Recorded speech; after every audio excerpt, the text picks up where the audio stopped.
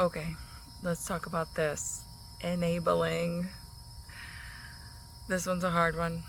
How do you know when you're helping versus hurting or enabling?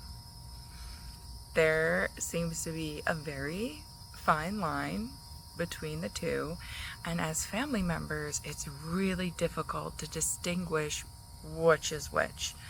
At what point am I helping, or at what point does my help turn into a hinder? And I think there are some guidelines around that. What is enabling? There's definitely some outlines, but there are some caveats to that, and it can be also individualized depending on the circumstance or your family. I'll give you an example. Enabling them would be, don't take it personal, okay? Don't get upset at me. Enabling is when you know this person is an addict and they're currently using, but you allow them to stay in your house. They use drugs in your house and they live probably rent-free, and you allow that to go on. That's enabling, because you're giving them a safe, comfortable environment so that they can maintain their lifestyle of drug usage. You give them a specific space where they can go and use drugs.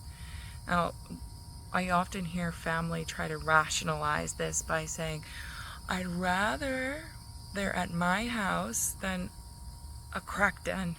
I'd rather them at my house and overdose where I'm there and they're safe than on the street.